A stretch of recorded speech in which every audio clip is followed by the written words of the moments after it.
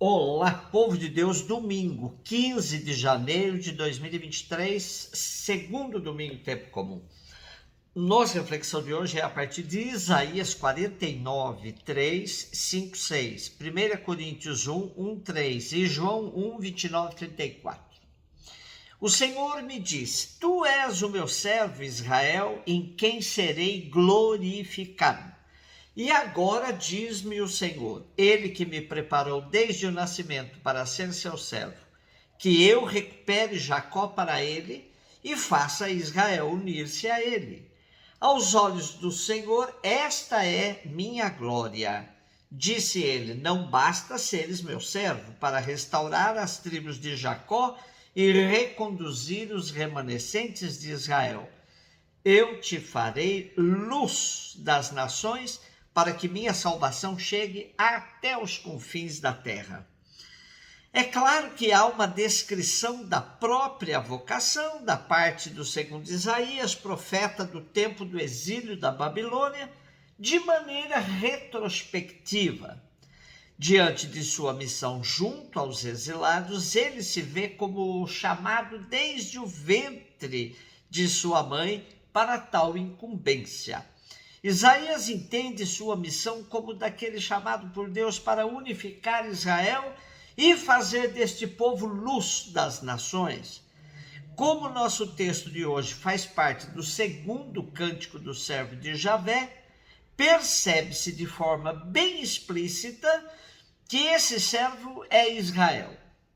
Então, temos, por uma perspectiva, a descrição da vocação do profeta, por outra, a vocação de todo o povo de Israel.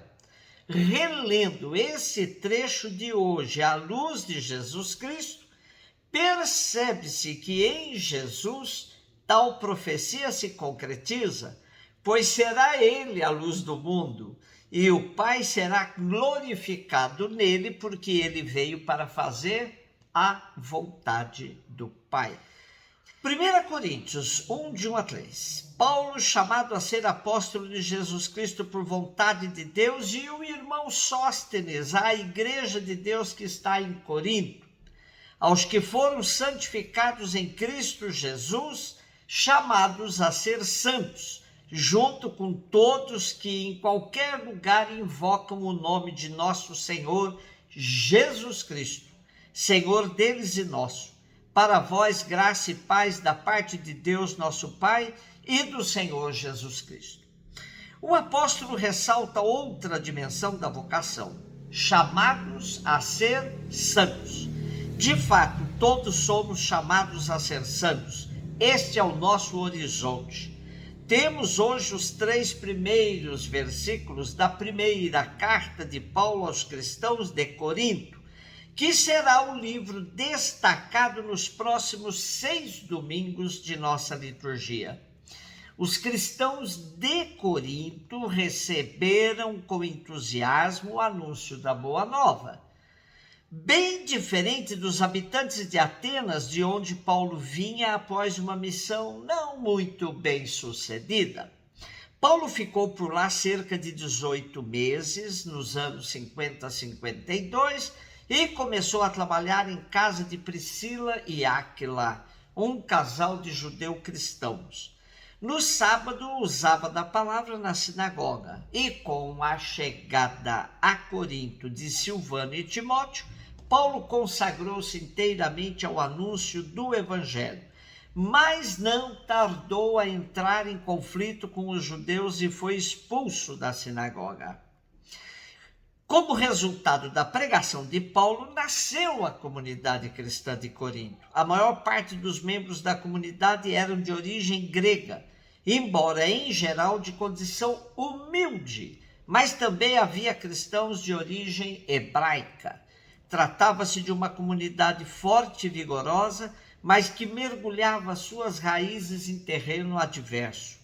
Na comunidade de Corinto, vemos as dificuldades da fé cristã em inserir-se num ambiente hostil marcado por uma cultura pagã e por um conjunto de valores que estão em profunda contradição com a pureza da mensagem evangélica.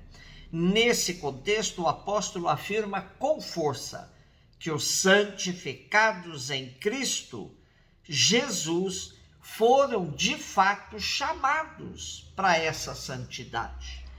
João 1, de 29 a 34, João viu Jesus aproximar-se dele e disse: Eis o Cordeiro de Deus que tira o pecado do mundo.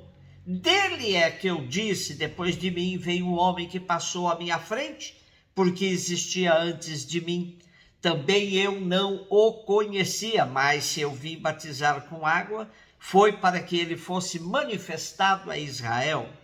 E João deu testemunho dizendo: Eu vi o Espírito descer como uma pomba do céu e permanecer sobre ele. Também eu não o conhecia, mas aquele que me enviou a batizar com água me disse: Aquele sobre quem vires o Espírito descer e permanecer, este é quem batiza com o Espírito Santo. Eu vi e dou testemunho. Este é o Filho de Deus. Nosso texto, tirado do quarto evangelho de hoje, faz parte da parte introdutória do evangelho e nos ajuda a dar a resposta fundamental de todo o evangelho. Quem é Jesus? Lemos na primeira leitura parte do segundo cântico do servo de Javé ou servo sofredor. E quando João apresenta Jesus como o Cordeiro de Deus, ele se reporta ao quarto cântico, onde o profeta Isaías afirma que o servo, como cordeiro, será levado ao matadouro ou como ovelha diante do tosqueador. Procurando a resposta à pergunta quem é Jesus, temos uma primeira indicação. Ele é o servo de Javé, que por meio do sofrimento salvará a humanidade. Uma segunda questão que nos intriga é a missão do Cordeiro de Deus na ótica de João: tirar o pecado do mundo. Lembro-me de um padre amigo que na hora da missa trocava o verbo tirar por vencer. Ele dizia: o pecado no mundo segue, mas com Jesus nós o vencemos. Bem, entra em jogo o que entendemos por pecado. Há desde quem afirma que tudo é pecado, até quem diga que nada é pecado. Ainda temos que todo pecado será perdoado, menos aquele que cometemos contra o Espírito Santo. Por todas as indicações, podemos perceber que o pecado é a atitude de quem se torna ególatra, isto é, coloca-se a si mesmo no lugar de Deus. Fecha-se à ação do Espírito. Não abre possibilidade para comunhão com Deus, com os irmãos e com a natureza. Deus nos deixou, por meio de Jesus, inúmeras janelas e portas abertas para a nossa salvação.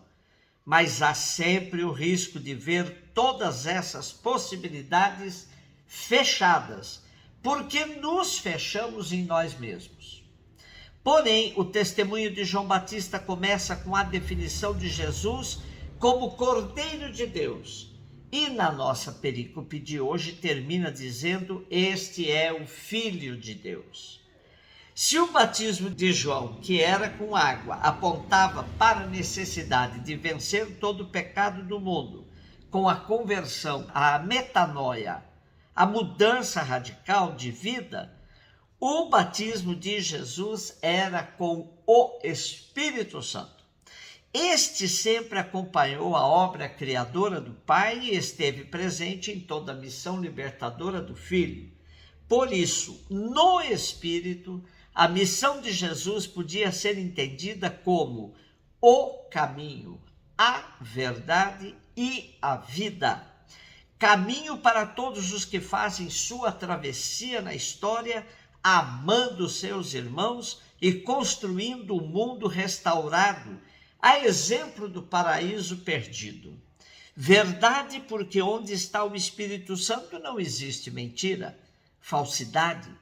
Este é um critério para se discernir a presença do Espírito. Ele está onde há verdade cristalina, transparente em todas as circunstâncias. Vida, porque o próprio Jesus disse que veio para que todos tivessem vida e a tivessem em abundância. Nossa liturgia deste domingo, que é o segundo do tempo comum, nos recorda que para fazer o bem fomos chamados, a exemplo do profeta, desde o ventre de nossa mãe. Como o apóstolo nos lembra, fomos chamados a ser santos. E como João Batista, convocados a preparar o caminho do Senhor. Por onde andarmos, vamos fazer a luz de Cristo brilhar. Como caminho, como verdade e como vida para todos. Um beijo no seu coração.